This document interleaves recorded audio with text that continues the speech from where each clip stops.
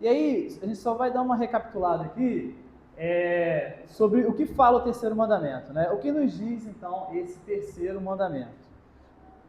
Aí eu coloquei: não tomarás o nome do Senhor teu Deus em vão, porque o Senhor não terá por inocente o que tomar o seu nome em vão, como já foi visto aqui, né? É isso que nos diz o terceiro mandamento. E aí a gente vai aprofundar um pouquinho sobre o que isso quer dizer para nós, né? E o que isso diz respeito, o foco dessa aula, né? O que isso diz respeito à nossa relação com as palavras, com aquilo que nós pronunciamos, com aquilo que nós dizemos. Porque uma coisa que fica implícita aqui nesse mandamento é que o Senhor se importa com aquilo que nós dizemos. Isso é importante. O Senhor, como nós vimos no segundo mandamento, é importante aquilo que nós pensamos e aquilo que nós imaginamos. O Senhor se importa com isso. E agora o Senhor nos mostra como é importante aquilo que sai também da nossa boca. Não somente quando nós, que é um equívoco muito comum, né, isso já foi falado aqui, né, de achar que o terceiro mandamento é só você não praguejar o nome de Deus, né? Só você não falar Deus de maneira irreverente, está tudo certo, pronto, cumpriu o mandamento, beleza. Mas não é só isso, né? Existe uma camada mais profunda de entendimento desse mandamento. Então, o sentido geral do hebraico é que não devemos elevar o nome de Yahvé à falsidade. Então, isso já aprofunda um pouco o entendimento do mandamento, né? Não devemos elevar o nome de Yahvé à falsidade. Não é somente não pronunciar Deus, né, na hora de praguejar, na hora que você machuca o dedo, você não, né, usar o nome do Senhor em vão, mas existem outros aspectos que envolvem também esse terceiro mandamento. Como eu falei, se tudo que estivesse em jogo fosse o uso literal do nome, poderíamos estar de acordo com o terceiro mandamento, aplicando um autocontrole mínimo, ou seja, seria muito fácil, né? Molezinha, só não falar e tá tudo certo. O terceiro mandamento nos aponta para além da obediência mínima, mas para a vida abundante. Uma coisa interessante da gente refletir, né? O mandamento, ele não é apenas um conjunto de regras, apenas, né? É lógico que envolve essa dimensão da regra, né? Mas ele não é apenas isso, ele nos mostra como ter uma vida abundante, a vida que o Senhor deseja que nós vivamos, a vida verdadeira, a vida plena de gozo, de paz, de felicidade. Essa é a vida, porque quando a gente enxerga o mandamento só nesse viés negativo, a gente acaba formando uma imagem de um Deus que é meio carrancudo, né? Esse Deus carrancudo que só quer que a gente cumpra regras, porque senão vai mandar a gente para o inferno. E não é só isso, né? O Senhor, ele nos mostra como viver uma vida plena de felicidade, de gozo, encontrando a satisfação nele. Essa é a vida que deve ser vivida, essa é a vida verdadeira. Beleza. E como isso diz respeito à nossa relação com as palavras? Aí eu vou dar um breve panorama histórico, para não entediar ninguém, mas eu vou falar de maneira sucinta a respeito de como é a nossa relação com as palavras hoje e como ela era antes. A sociedade, né, como um todo. Então, beleza. A linguagem como dom de Deus. Nossa capacidade de nomear ou a capacidade de usar a linguagem para descrever e definir, mesmo que a linguagem tenha limites, é um dom concedido à humanidade por Deus, certo? Os animais, ainda que eles tenham ali uma questão de comunicação, a comunicação deles é extremamente reduzida, né? A linguagem, como a gente entende, é exclusiva dos homens, né? Exclusiva da humanidade. Somente nós, de todas as suas criaturas, temos isso. Isso não significa que sempre saibamos como usá-lo, né? Na verdade, o que a gente vê é que a maioria das vezes a gente usa a linguagem de uma maneira errada. Sob sua forma primeira, quando foi dada aos homens pelo próprio Deus, a linguagem era um signo das coisas, absolutamente certo e transparente, porque se lhes assemelhava. Ou seja, né, está escrito de um jeito meio complicado aqui, mas o que isso quer dizer? Antes de Babel, se os irmãos vão lembrar bem do episódio de Babel, o que aconteceu no episódio da Torre de Babel? O Senhor, né, une aquele povo, né, pune a raça humana pela arrogância, e o que ele faz? Ele confunde a linguagem, os idiomas ali. Então, é o surgimento ali da proliferação de idiomas que a gente tem hoje. É lógico, não todos os idiomas que a gente tem hoje, né, porque alguns foram sendo formados ao longo dos séculos aí, mas se a gente for pensar, antes de Babel, existia apenas um idioma, ou seja, existia apenas uma palavra que designava árvore, uma palavra que designava cadeira, uma palavra. Existia apenas a palavra e aquilo que ela significava. Não existiam múltiplos significados, não existiam múltiplas palavras para o mesmo objeto, era apenas uma palavra. Essa transparência foi destruída em Babel para a punição dos homens. Ou seja, depois de Babel, o que você tem? Você tem, então, um monte de gente falando um monte de línguas diferentes, né? Então, um mesmo objeto físico, seja um objeto natural, tipo uma árvore, um animal, ou um objeto construído pelo homem, passou a ter vários nomes. Se a natureza ainda era percebida como um tecido ininterrupto de palavras e de marcas, de narrativas e de caracteres, sua legibilidade dependia da palavra escrita, chancelada pela confiança em Deus. O que isso quer dizer? Ainda que você tenha, depois de Babel, um monte de gente falando um monte de línguas diferentes, você ainda tinha o entendimento de que havia uma verdade. Ainda existia uma busca pela verdade. Aquilo que você falava em busca de uma verdade. Você não... Por que eu estou falando isso? Porque o que você tem hoje? Hoje, você tem o entendimento de que as palavras, elas são totalmente subjetivas, certo? Então, você pega uma palavra que está muito... Se você for pegar, né, expressões que estão em voga hoje, né? Por exemplo, se você pega homem e mulher, ainda que na antiguidade houvesse vários idiomas que designavam, né, a palavra homem e mulher, você tinha um entendimento de que havia uma verdade ali quando você estava falando sobre um homem, sobre o que era um homem e sobre o que era uma mulher.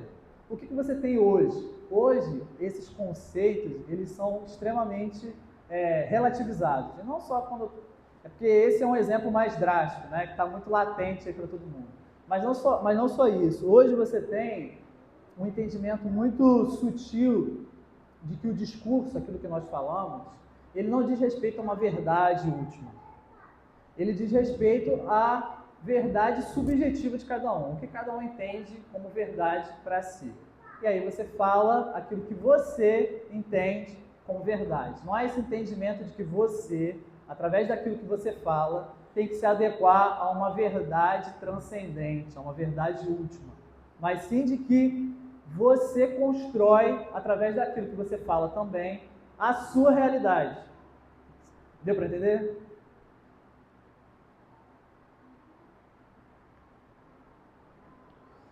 Porque na antiguidade, não é que não existiam pessoas que pensavam dessa maneira hoje, que achavam que a verdade era subjetiva, que importava aquilo que você entendia como verdade e aquilo que você falava era um reflexo daquilo que você entendia como verdade.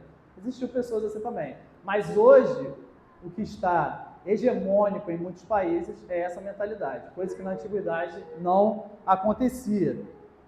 Ainda que todos os povos não glorificassem o Deus da Bíblia, todos eles acreditavam que existia uma verdade. E o seu discurso, aquilo que você falava, devia estar de acordo com essa verdade.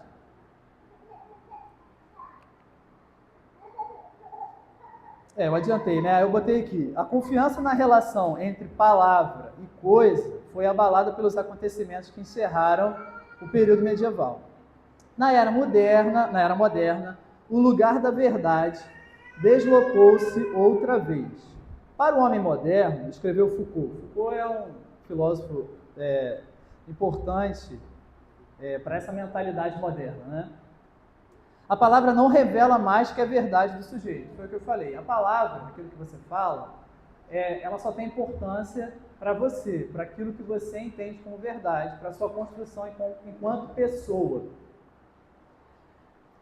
Isso parece meio abstrato, mas isso está muito em voga, tá, meus irmãos? E você observa muito isso, né? É um exemplo muito que a gente costuma dar muito, mas você observa muito isso, por exemplo, na questão de como as pessoas se pronunciam nas redes sociais, certo? Como as pessoas falam a respeito das coisas e às vezes, por exemplo, emitem opiniões apressadas. Isso também é uma maneira errada e você vê muitos cristãos, às vezes, sendo influenciados por essa mentalidade de que o que você fala não tem tanto peso. O importante é você ganhar a discussão, o importante é você se fazer entendido. E isso é uma influência desse pensamento moderno adentrando no seio da igreja. Então, às vezes a gente tem dificuldade de entender que as palavras, elas importam. Tudo que sai da nossa boca importa. E isso tem um peso. Então, muitas das vezes a gente acaba emitindo opiniões de maneira apressada, de maneira banal, sem se preocupar muito se aquilo está de conformidade com a verdade. E muitas das vezes, aí a gente vai ver um pouquinho outras aplicações do terceiro mandamento, a gente acaba falando a respeito das coisas espirituais também de maneira apressada e de maneira irreverente. Os críticos da modernidade dizem que as formas modernas da subjetividade foram fundadas sobre um desses enganos, a crença de que o eu seja capaz de construir a si mesmo e com isso inventar o seu destino. O que as pessoas entendiam até, 500 anos atrás? De que você nasceu em um determinado contexto, uma determinada sociedade, com aquela determinada crença, e você deveria se adequar àquela sociedade. Hoje não é mais o entendimento que se tem. O entendimento é que, independente de onde você nasce, independente das crenças dos seus pais, você deve construir a sua própria verdade, apartado daquilo que as pessoas creem ao seu redor. O que importa é a forma como você constrói a sua verdade. Então a ênfase é no indivíduo. A ênfase na antiguidade era no coletivo e a ênfase agora é no indivíduo.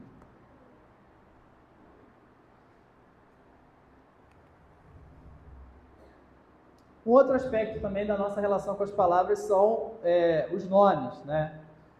Na cultura ocidental moderna, os pais costumam escolher os nomes para seus filhos com base na preferência pessoal. Alguém aqui escolheu o nome para o filho com base no significado do nome? Sim? É mesmo? Caramba. Eu não. Eu só gostei da sonoridade do nome.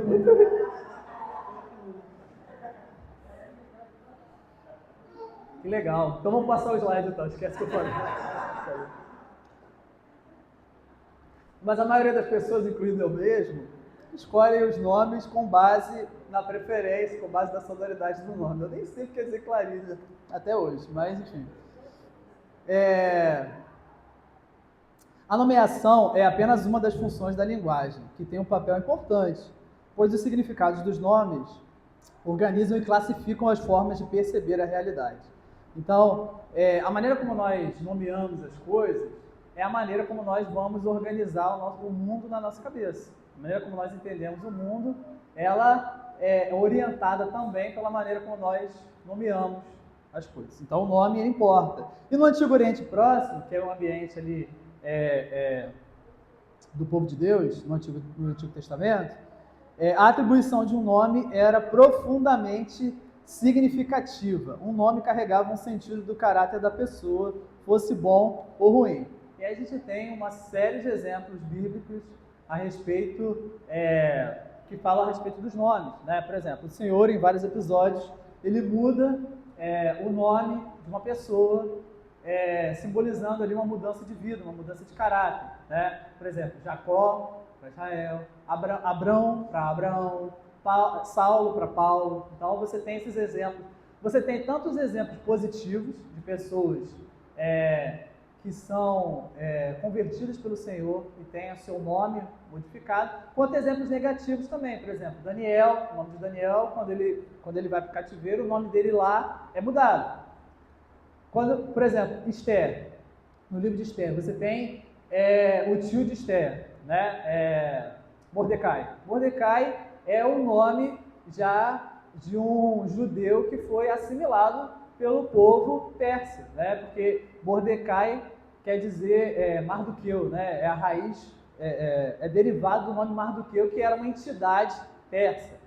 Mordecai era um judeu que vivia já no cativeiro persa ali e teve seu nome então modificado ali para Mordecai, mostrando que ele já tinha sido assimilado por aquela cultura. Então, tanto os judeus quanto o povo ali do entorno entendiam que o nome era importante. O nome é formativo, é uma palavra importante, né? O nome ele é formativo, ou seja, nós temos, eu ia falar sobre formativo depois, mas vou adiantar um pouquinho. É formativo no sentido de que é educativo. A maneira como nós chamamos as coisas, ela educa o nosso cérebro, certo? Você tem, por exemplo, meus filhos são crianças, eles estão em processo de formação, certo? Isso é latente. Mas todos nós, de alguma maneira, estamos nesse processo de formação, estamos em constante formação. E a maneira como nós nomeamos as coisas, ela educa a nossa cabeça, educa a nossa mente. Então ela nos forma também enquanto pessoa. Por isso que o nome é importante, por isso que o Senhor se importa tanto com o seu nome, que simboliza o seu caráter, a sua pessoa. Oi? Falei.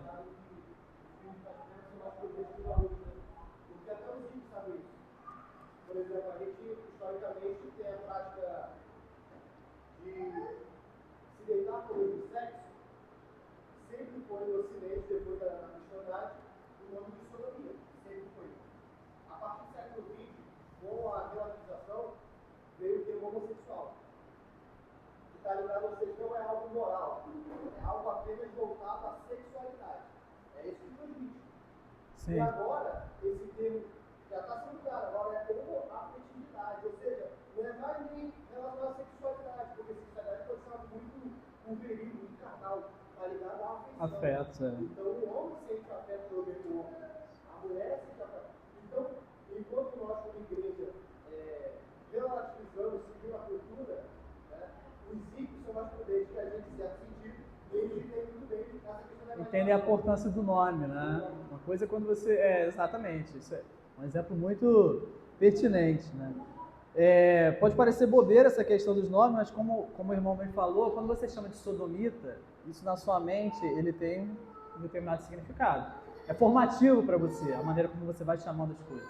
Aí quando você chama, por exemplo, agora de homoafetivo, implica uma questão muito mais de um sentimento que já é visto hoje num sentido muito mais positivo, né? Aquilo que você sente, você não pode negar, os seus afetos, né?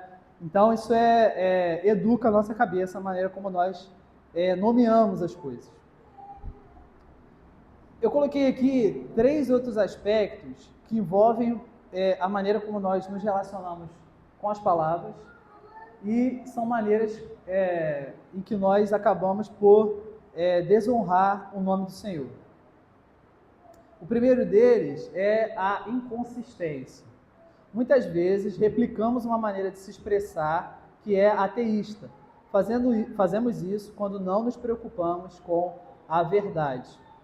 Por isso, quando tememos que algum déficit seja percebido em nosso caráter ou em nossa determinação, tendemos a reforçar nossas palavras fazendo juramentos.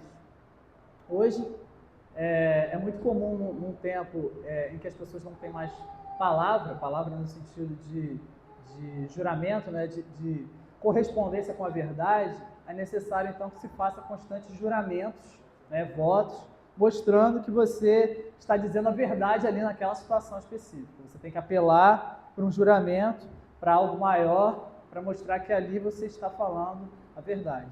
Quando o crente, o cristão, ele jamais deveria ter que apelar a Deus como testemunha ou qualquer coisa desse tipo, porque ele deveria sempre estar de acordo com a verdade. Ele não deveria ter que apelar ao Senhor em um determinado contexto para mostrar que ali ele está sendo verdadeiro. Ele deveria ter sempre a sua palavra ali sendo honesta, sendo sincera e se correspondendo com a verdade. Jesus observa e corrige essa tendência de aumentar a credibilidade de nossas frágeis palavras, apelando para um poder superior como testemunho. Aí eu coloquei Mateus 5, 33 a 37, que é aquela parte do Sermão do Monte, onde Jesus fala que nós não devemos jurar nem pelos céus, por ser morada de Deus, nem pela terra, por ser estrado dos seus pés. O que Jesus quer mostrar ali para a gente? Que nós não devemos ter que apelar para um poder superior para mostrar que nós estamos sendo verdadeiros. Nós devemos ser verdadeiros a todo e a qualquer momento. Então essa é uma maneira como nós, muitas das vezes, desonramos o nome do Senhor, sendo inconsistentes, faltando com a verdade.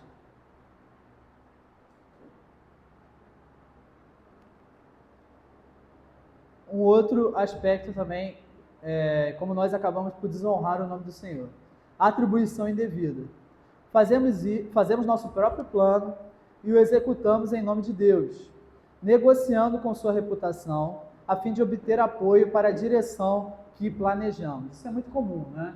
Mais ainda do que, talvez mais ainda do que praguejar e expressar o nome de Deus, nós desonramos também o nome do Senhor quando nós fazemos planos que muitas das vezes não são planos que estão de acordo com a vontade do Senhor, revelada nas suas Escrituras, mas nós colocamos o nome de Deus ali como se fosse uma forma de Deus abençoar aquele nosso direcionamento, aquele nosso planejamento.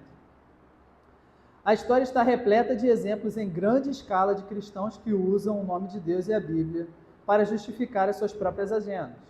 A maldição de Cã, filho de Noé, que foi amaldiçoado por ver a nudez de seu pai, né? Noé amaldiçoa seu filho, em Gênesis 9, tem sido mal utilizada pelos cristãos para justificar tanto a perseguição aos muçulmanos como a escravidão africana. Né? Porque se você for ver ali mais ou menos a raiz genealógica ali de Cã, geograficamente, seria mais ou menos o povo muçulmano e os africanos. Né? E aí você vê, isso não está distante da gente não, porque no contexto pentecostal aqui do Brasil, você vê, eu já vi, né, pastores justificando então a perseguição aos muçulmanos ou a escravidão baseado nessa maldição de Cã. E isso é um exemplo, só um exemplo histórico, numa escala maior, de como os cristãos podem usar de maneira indevida o nome do Senhor para fins maléficos. Né? O outro exemplo, as cruzadas. Né? As cruzadas da Idade Média foram igualmente batizadas com teologia desonesta para justificar uma expansão política de poder e território. Né? Como se o Senhor estivesse ali abençoando aquela empreitada, quando na verdade foi motivada por ações egoístas ali dos homens. Então, esses são exemplos macro, mas a gente faz muito isso nos contextos micro ali, tomando decisões que estão em desacordo com a palavra do Senhor. O pecado da atribuição indevida é a cortina de fumaça perfeita, apresentando-se como piedade e humildade, ao mesmo tempo que mascara o orgulho e a hipocrisia. É aquele, se Deus quiser, Deus é minha testemunha. E às vezes você está falando um monte de coisas que não estão de acordo com a palavra do Senhor, não estão de acordo com aquilo que o Senhor exige de nós. O pecado da fala vazia não é retificado pelo controle de nossas palavras. Em vez disso, é retificado pela purificação de nossos corações. Isso é importante, porque não basta apenas calar a boca, né? Deixar de falar. Isso às vezes é necessário. Muitas das vezes, hoje, temos dificuldade em nos silenciarmos. Parece que a gente tem que o tempo todo falar, né? Emitir opiniões, falar a respeito de tudo. Quando muitas das vezes o crente é chamado a se silenciar, né? A ficar calado, a refletir um pouco mais antes de dar uma determinada resposta. Né? É aquilo, é um equilíbrio. Nós somos chamados a dar a razão da nossa fé, a pregar o Evangelho, mas nós também devemos exercitar a prudência. E em determinadas situações, aí é caso de pedir ao Senhor que, através do Espírito Santo, traga essa sabedoria aos nossos corações para que nós saibamos se é o momento de falar ou se é o momento de calar. Né? Então, às vezes, em determinadas situações, é mais prudente ficar quieto do que emitir, às vezes, uma determinada fala que não está de acordo com a verdade do Senhor. Especialmente quando a gente está falando de assuntos que dizem respeito à nossa fé. Né? Se você não está seguro daquilo que você vai dizer, é melhor que você se cale e você reflita um pouco sobre aquilo para que você emita uma opinião mais segura, que esteja de acordo com a palavra do Senhor. Então a gente tem que sempre buscar esse equilíbrio, né? Que é uma coisa que hoje não é valorizado. O silêncio não é valorizado hoje. Você tem que falar o tempo inteiro. E a gente às vezes tem que acalmar o nosso coração. E como é que a gente faz isso? Uma das formas muito pertinentes às vezes da gente buscar sabedoria e buscar sabedoria para como agir é, por exemplo, o que o irmão Vinícius trouxe aí, a meditação. Às vezes, a meditação na palavra do Senhor, ela é formativa para o nosso coração, para a nossa alma também, porque ela nos mostra como nós devemos ser dependentes da palavra do Senhor, dependentes do Senhor, e silencia um pouco as vozes da nossa carne, aqui que fica militando contra a gente, que às vezes muitas das vezes a gente fala de maneira apressada porque a gente não para, não reflete, não ora, né? Que foi o que o irmão Vinícius trouxe. Então, essa meditação, ela calma o nosso interior para que nós possamos ouvir de fato a palavra do Senhor. Porque com muitas vozes na nossa cabeça, muitas das vezes a gente não consegue ouvir a palavra do Senhor. A gente às vezes está lendo a palavra do Senhor ali, com um monte de outras vozes na nossa cabeça. Então, esse momento de introspecção, de você se aquietar um pouco e refletir sobre aquilo, é muito bom também, muito formativo para que a gente saiba ponderar melhor as nossas palavras, sem sairmos agindo de uma maneira imprudente.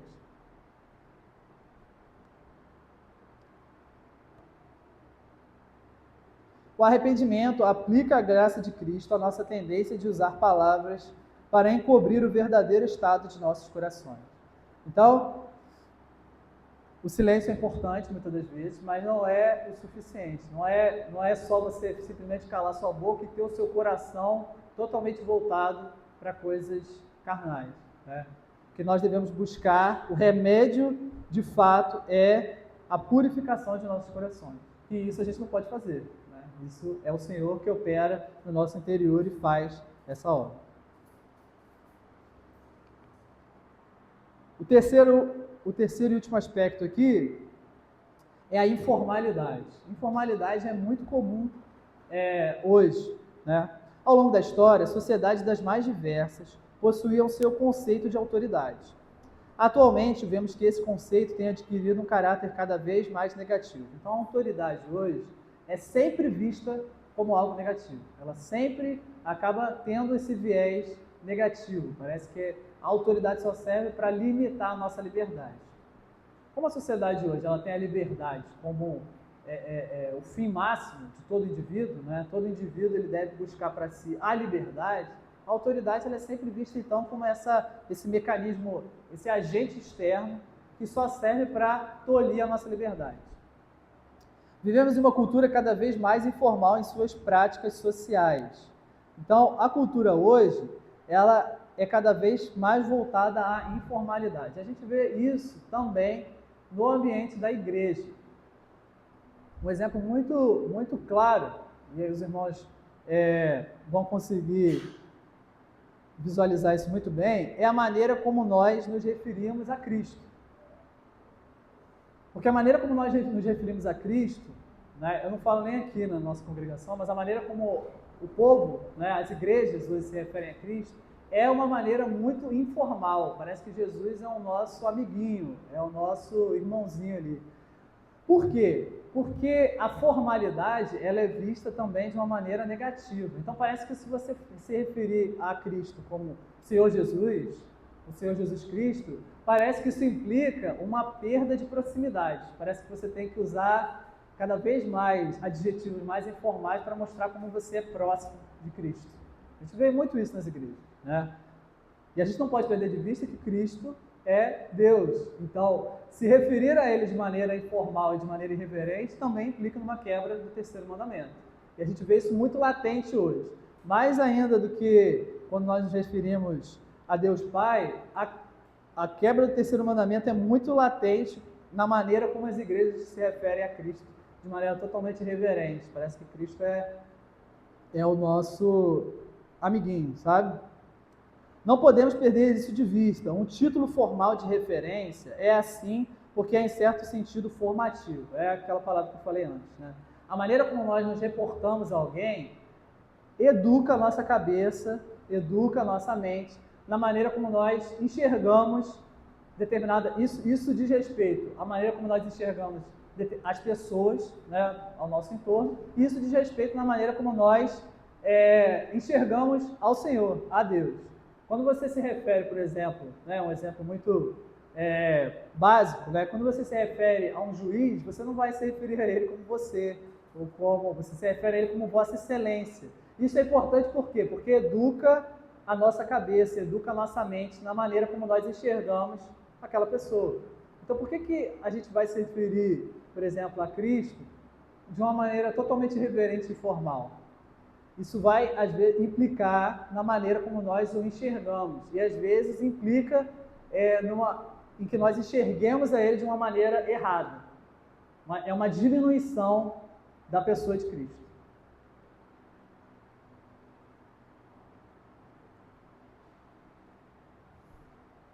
Ao utilizarmos um título formal, nossa concepção do caráter daquele a quem nos dirigimos está sendo formada. Alguém quer perguntar alguma coisa? Falar alguma coisa? Vou abrir uma água aqui.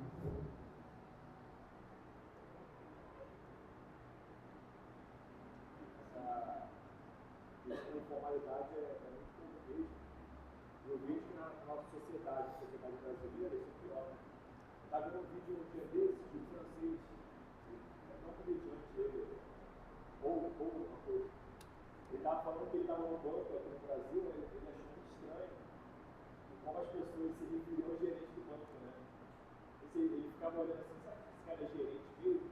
Ele falou que na França, a forma que as pessoas tratam o gerente do banco é muito formal. Senhor, a forma como se porta no banco, as roupas que estão no banco é muito diferente. Sim. Ele estava comentando essa questão no Brasil, ele ficou chocado que o cara estava chegando no banco, falando que o gerente porque ele ficou sabendo do bar, né? E a gente vê isso, essa questão, sim, a sociedade do povo, da humana, mas no Brasil isso é pior, né? A nossa cultura, ela tende a perder essa questão de submissão, de autoridade. Sim. A gente mesmo luta, porque a nossa tendência é ver um guarda municipal, ver um policial militar, e já deu um obstáculo para a pessoa. Sim, exato. Você estava na blitz. O cara está falando, não, está dele fazer isso. Mas qual é a nossa postura de resistência já? Você fica armado para dar uma resposta já atravessada, porque a nossa cultura já tem dificuldade para submeter as autoridades. Sim. Isso é muito evidente na nossa cultura. Sim. E às vezes nós, como cristãos, deixamos essa cultura de entrar na igreja. Sim. Para refletir como as pessoas lidam com os pastores, os presbíteros. Sim. Né? E pior, como as pessoas lidam junto a Deus, né? Que é o supremo do supremo. Né? Acima dele não há outro. Né? Ele é a fonte das autoridades dadas aos homens. Sim. Então, eu vejo que a nossa cultura, aqui no Brasil, deixa a situação ainda pior. Sim. Outra dúvida em relação à formalidade. A palavra meu Deus, quando a pessoa fala, ela se enquadra em formalidade? Sim, se enquadra, com certeza. Né? É uma banalização no nome do Senhor, né? Dependendo do contexto. Né? É claro, num contexto de oração, né? Aí varia de acordo com o contexto. Né? Não, aí sim. Aí implica uma quebra do terceiro mandamento, porque você está banalizando o nome do Senhor. É o que eu vou colocar no último slide aqui. O nome de Deus, só para responder também a sua pergunta, o nome de Deus representa a soma total de seu caráter. Por isso que é importante, porque o nome do Senhor não é um mero título, né? Um mero adjetivo, exato. Ele representa aquilo que Deus é. Então, quando a gente fala Deus, a gente tem que ter em mente que a gente está se referindo àquele que é santo, amoroso, justo, compassivo, onipresente, onipotente, soberano, gracioso, misericordioso, paciente, infinito e bom. Então, quando a gente utiliza esse nome, né, seja Deus, seja Senhor, seja Yahvé, de maneira banal, corriqueira, a gente está diminuindo o Senhor, a gente está quebrando o terceiro mandamento, porque a gente não está tendo a real noção daquele a quem nós estamos nos referindo. Nós estamos aplicando esse nome de uma maneira banal, corriqueira. Então, isso é uma quebra também do terceiro mandamento. que eu não cheguei a colocar aqui, né, implica também uma certa informalidade, mas é um aspecto que geralmente as pessoas têm o entendimento de que o terceiro mandamento é isso. O terceiro mandamento é só isso. É só quando você se machucar, você não falar, por exemplo, meu Deus, e aí tá tudo certo. Foi o que eu falei no começo, né? A gente às vezes acha que é só você não falar isso, quando na verdade existe um entendimento mais amplo, né? A maneira como nós falamos, ela de certa forma, ela pode também implicar numa quebra desse terceiro mandamento, porque nós estamos diante do nome, isso é importante. O crente, ele está sempre diante de Deus. O crente, ele tem em si o nome do Senhor. Então, a maneira como nós agimos, a maneira como nós falamos, ela muitas das vezes, ela desonra o nome do Senhor. Porque quando um crente, né, os irmãos podem confirmar isso. Um cristão que está num ambiente ímpio e age de maneira indevida, quem é julgado primeiro? É o crente ou é a fé do crente? Geralmente é a fé do crente, né? Olha ali, olha esse cara, e é cristão, hein? E o que isso implica para um ímpio, né? Uma diminuição do Senhor, daquele a quem nós servimos, certo? Então, nós carregamos o nome do Senhor a todo e a qualquer momento. E as palavras que saem da nossa boca, elas estão também diante do Senhor. Aquilo que está nos nossos corações, obviamente, porque a boca fala do que está cheio o coração. Então, aquilo que nós falamos é o reflexo de como está o nosso coração. Então, é por isso que para remediar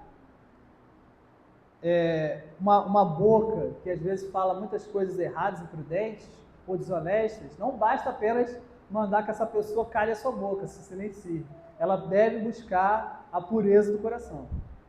Entendeu? No caso, essa própria discussão dessas igrejas que tem CPF, então é a quebra do terceiro mandamento. Por liderança, quebra de liderança, no caso. Na Lagoinha, por exemplo. Sim. Não entendi. Entendi. Isso implica também uma questão, toda essa questão de trato com a autoridade, né? A Lagoinha já é um exemplo, já mas enfim, tem outras igrejas também que também fazem isso, né? É essa questão de enxergar, por exemplo, você vê na Lagoinha, né, algumas igrejas, por exemplo, essa maneira de se enxergar a autoridade eclesiástica, a maneira como eles enxergam muitas das vezes a autoridade eclesiástica, é um reflexo da maneira como eles enxergam o próprio Deus. Se você entende que aquela autoridade eclesiástica ali, ela foi instituída por Deus, você só vai bater de frente com essa autoridade quando ela está claramente em desacordo com a palavra de Deus, não quando o seu ego foi ferido. Entende? Então, uma igreja como essa, por exemplo, que muitas das vezes tem essa noção errada daquela autoridade eclesiástica, isso é um reflexo, muitas das vezes, de como eles entendem a própria autoridade que está por trás da autoridade eclesiástica. Porque, veja bem, nenhum homem ele tem autoridade por si só, certo? Nenhuma pessoa ela é naturalmente chefe ou superior a outra pessoa. Toda autoridade ela foi constituída por Deus. Então, esse pensamento que o irmão Vinícius até trouxe, que é muito comum aqui no Brasil, de insubmissão e de informalidade, e aí no ambiente de uma igreja como essa, por exemplo, a maneira como eles tratam a sua autoridade, que são os fundadores ali da igreja, né, no caso, é muitas das vezes um reflexo como eles entendem o próprio Deus. É lógico, não necessariamente, né, uma rixa com uma determinada autoridade implica uma quebra do terceiro mandamento, não é isso que eu estou falando. Mas muitas das vezes a maneira como nós nos relacionamos com uma autoridade implica na maneira errada como nós entendemos a autoridade e o nome do próprio Deus. Entendeu?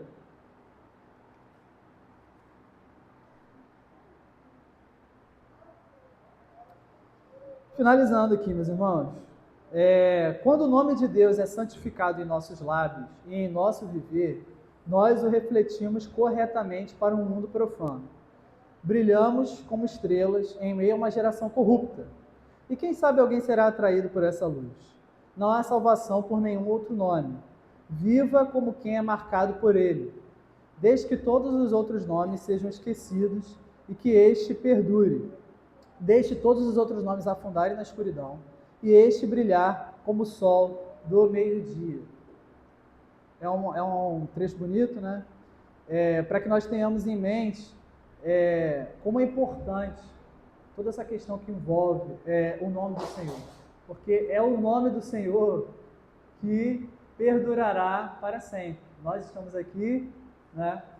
Amanhã nós não estaremos mais, nossos filhos se lembrarão de nós, mas nossos netos se lembrarão menos, nossos bisnetos esquecerão muitas das vezes até o nosso nome, né? Eu não sei nem o nome dos meus bisavós, mas o nome do Senhor, ele permanecerá.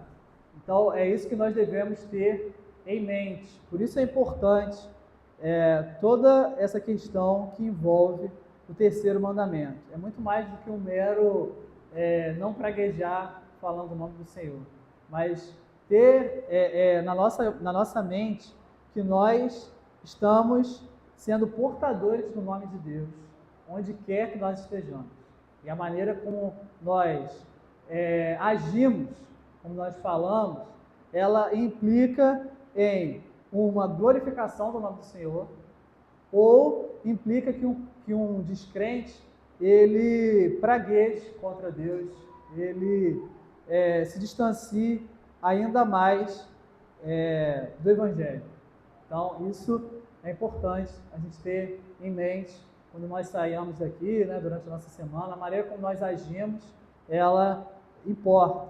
Né? Então, que nós possamos refletir acerca dessas coisas, ponderarmos, né, a maneira como nós vamos falar, né, como vamos agir, né, em determinados contextos, para que o nome do Senhor ele possa, de fato, ser glorificado. Né? E a gente faz isso justamente através da oração, através da meditação da palavra que o irmão Vinícius trouxe, se apegando ainda mais a Deus, né, na nossa vida devocional, na nossa vida de oração, para que nós possamos ser capacitados por Ele, porque a gente não vai fazer isso sozinho, obviamente. Né? E a gente vai falhar muitas vezes. Né? Muitas das vezes a gente vai emitir opiniões que são erradas, vai falar coisas que não deveria falar, mas se a gente se apegar cada vez mais ao Senhor, clamando pelo seu perdão, pela sua misericórdia, e que Ele de fato purifique os nossos corações, a gente pode ter certeza de que Ele fará essa obra. Amém? Alguém quer falar alguma coisa?